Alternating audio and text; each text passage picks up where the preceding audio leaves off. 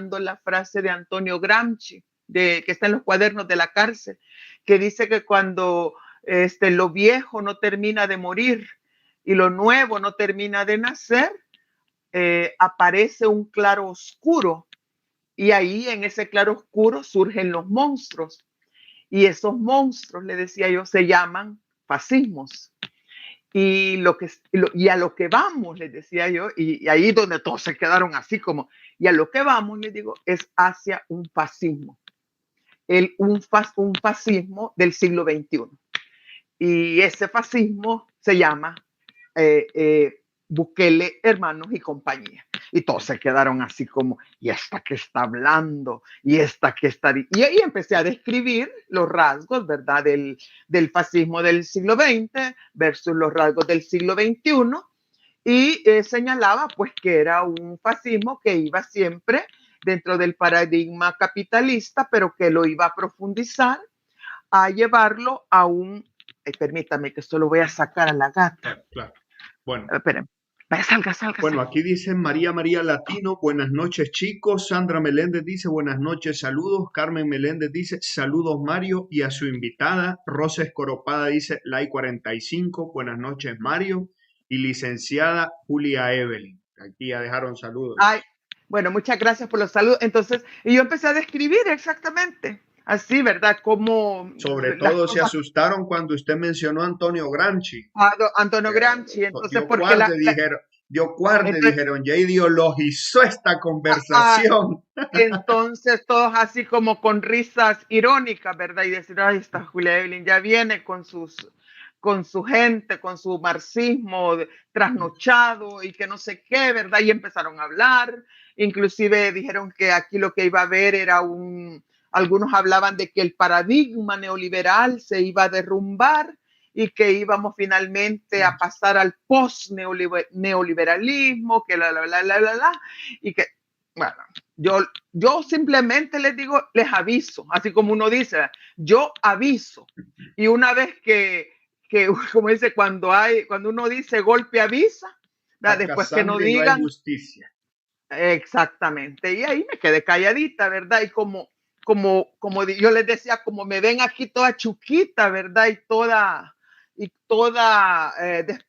morenita, no me prestan atención.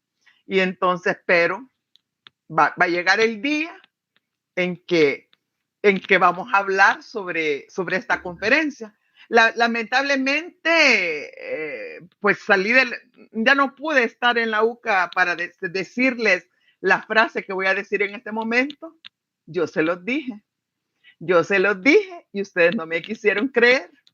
Pero no hace falta tener una bola de cristal, es que no es una cuestión de magia, no es una cuestión de tener clarividencia, ¿verdad? Y que sino que simplemente es ver las señales, ver la realidad y sobre todo ver las tendencias del capitalismo a nivel global. Claro. ¿Verdad? Y entonces uno ve hacia dónde se mueve el capitalismo, hacia dónde se mueven los nuevos patrones de acumulación de capital y cómo cualquier gobernante, estos populistas, ¿verdad? Que llegan con discursos de cambios de paradigmas, perdón, y de que van a ser diferentes a lo mismo de siempre, o que llegan con discursos antipolítica, antipartidos políticos, y que dicen sobre todo, ahí es donde está la clave, cuando dicen que no son ni de izquierda ni que son de derecha y que toda esa división entre izquierda y derecha ya no tiene ningún sentido porque están por encima de todo eso. Ese es el momento en donde uno tiene que decir, ahí vienen los fascistas con todo. Entonces, bueno, ya llegamos al punto en donde en lo político ya se instauró este fascismo, que ya casi que es un totalitarismo. Yo he estado releyendo a Hannah Arendt estos días y realmente es el totalitarismo. Sí, es el totalitarismo. Pero recordemos que estos regímenes totalitarios en lo político no deben verse separados de un proyecto económico, ¿verdad? Es decir, todos estos responden a un proyecto económico. Por eso es importante no centrarnos solamente como estamos haciéndolo, solamente en el proyecto político, que sabemos que es un proyecto político totalitario, que busca eliminar todo lo que es el respeto a los derechos humanos, gobernar mediante el terror, así mediante el terror, romper con todo los resabios de la democracia burguesa, ¿verdad? Especialmente todo eso que se le llama la separación de los poderes, los pesos y los contrapesos, todo eso que es llamado las democracias capitalistas, incluso eso buscan romperlo. Solamente nos fijamos en ese tema, el tema de la corrupción, el tema de eso, pero detrás de todo eso hay que recordar que hay proyectos económicos, ¿verdad? Y entonces que no caigamos en el error de creer decir que el proyecto económico o el modelo económico o como se le quiera llamar, sigue siendo el mismo de los años anteriores o que no hay un modelo o no hay un proyecto económico que se esté poniendo en marcha. Claro. Cuando la realidad es que sí se está poniendo en marcha frente a nuestros ojos, pero por estar distraídos en el día a día de las capturas, de las torturas, de las muertes en los penales, de los exilios y autoexilios y todo lo demás que ocurre en el escenario y así en el teatro político que se ha montado, entonces no nos percatamos, ¿verdad?, de estos cambios que están ocurriendo en el patrón de acumulación de capital. Bien. Julia Evelyn, bueno. Que larga se hizo la introducción, pero tenía que hacerse. No, magnífico. Ya tenemos 100 personas, casi 100 personas que nos están viendo, Julia Evelyn, en esta breve introducción. Un saludo cariñoso para todos. Yo le estaba haciendo tiempo para que se unieran. Sí, no, ya tenemos 100 aquí unidos. Jorge Alberto Urrutia ha sido el último en comentar. Dice, saludos Mario y saludos para la licenciada Julia. Hoy están un poco tímidos, no quieren comentar. ¿Está bien? No, que comenten y pregunten, por favor. Quizás están ahí detrás del matocho. Mejora tu voz, dice. Saludos Mario, aquí estamos. Saludos, mejora tu voz.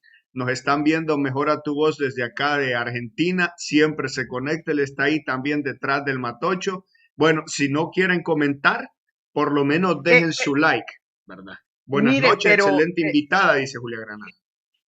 Sería ideal que también pudiéramos establecer, a mí me encanta el diálogo, pues, claro. Si tuvieran alguna pregunta o algo que refutar de lo que yo afirme, okay, sería increíble, porque mire, oportunidades de debatir aquí en El Salvador son bien pocas, fíjense, claro, porque o es el pleito, o es la ofensa, o es la burla, o es que si yo no estoy de acuerdo contigo, eres mi enemigo, ¿verdad? Claro. Entonces, aprovechemos este espacio de gente pensante. Comentó Juan Hurtado, buenas noches a ambos, excelente licenciada Julia Evelyn y explica perfectamente y dice Rosa Escoporada, pongamos like. Bueno, entremos ya en materia, Julia Evelyn. Va, entremos. Julia Evelyn, estamos frente a un proceso de reorganización y recomposición del capital en este momento. Haciendo un poquito de historia brevísima, podríamos decir que en El Salvador han habido 3 procesos de acumulación, con la expropiación de tierras ejidales y comunales a finales del siglo XIX y la consolidación de la oligarquía cafetalera y el modelo agroexportador. Poquitos años despuesito con el algodón y el azúcar Ya entradito los años 50 con estas recomendaciones que dio la CEPAL, entramos a una nueva fase de acumulación con esto que fue la industrialización del Ujú. país. Por Y sustitución de importaciones, claro, pero que en realidad sí que dio paso a una, digamos, claro, reorganización de la clase dominante o del bloque oligárquico, claro, ¿verdad? Mediante la incorporación de un núcleo de la oligarquía que se diversificó y no solamente tuvo ahora intereses en la agroexportación, sino que tuvo también intereses en la industrialización por la vía de la sustitución de importaciones, pero subsidiados por los excedentes de la agroexportación, bien. porque Luego, también siempre fue esta industrialización siempre fue subsidiada, bien. porque nunca se logró desarrollar el mercado interno. Bien, Uh -huh. luego una desaceleración de este proceso del 70 al 80 por el conflicto armado y luego una nueva, digamos, recomposición y reorganización del 89 al 2007 con esto que fue la dolarización y el programa de ajuste estructural. Y en ese sentido, podríamos estar frente a otro cuarto proceso de acumulación y de reorganización y recomposición. Reorganización en cuanto a suma de nuevos miembros a esta élite económica y salida de otros, porque si unos entran, otros tienen que salir. Y Tienen que salir. recomposición en cuanto a que buscan nuevos sectores de inversión, va a haber otro nuevo proceso de acumulación, podríamos decirle un cuarto proceso de acumulación. Julia Evelyn, estamos frente a Mire, una reorganización y recomposición sí, del capital. sí, mire, yo creo que hay que diferenciar, ay, perdón, pero me va a salir lo de profesora Bien, de bien. economía política. Bueno, Va a bien, decir, bien. Aquí bueno, hemos mire, tratado de hacer algo rapidísimo sí, porque la rapidísimo, ponente es pero usted, no soy yo. no, pero solo para ponernos de acuerdo en alguna Bien, terminología, digamos, para seguir.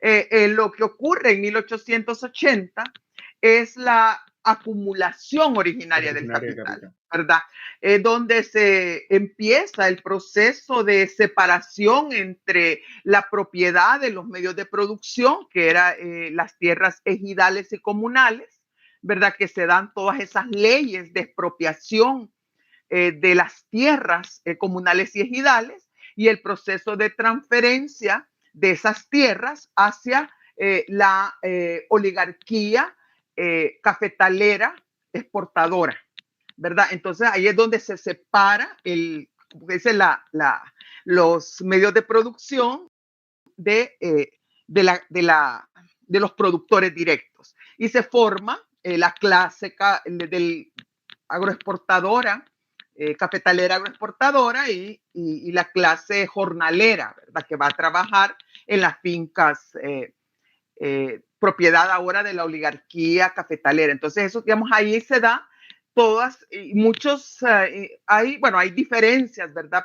En la interpretación, pero hay los historiadores, sobre todo los historiadores que tienen enfoques marxistas, como Rafael Mengíbar, nos señalan que se dan muchos procesos o se utilizan muchos mecanismos que son propios de la acumulación originaria clásica, ¿verdad? Como por ejemplo que se dan las leyes contra la vagancia, ¿verdad? Que obligan a los campesinos que quedan despojados de tierras a ir a trabajar de forma obligatoria a las haciendas, ¿verdad? Y porque si no van a la cárcel, o el uso también de reos, y vea por qué se lo estoy diciendo, porque se están repitiendo esos procesos, uso de personas que están privadas de libertad, incluso se crean jueces rurales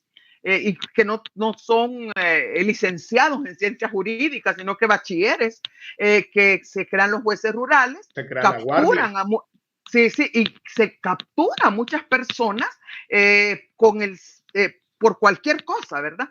para llevarlas a la cárcel y luego estas personas pagan sus penas carcelarias, las sustituyen por ir a trabajar en obras de infraestructura pública que van a servir para construir la infraestructura que le va a servir a la oligarquía cafetalera para su proceso de acumulación originaria, como por ejemplo los puertos, las carreteras, las bodegas en los puertos, etcétera.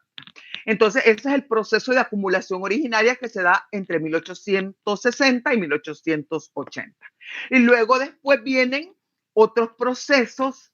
Yo aquí voy a retomar el concepto del maestro Aquiles Montoya, que le llama reacumulación originaria, porque ya no es la acumulación originaria, sino que lo que se dan son cambios en los patrones de acumulación de capital, porque ya el capitalismo en El Salvador está instaurado, ¿verdad?, en 1880.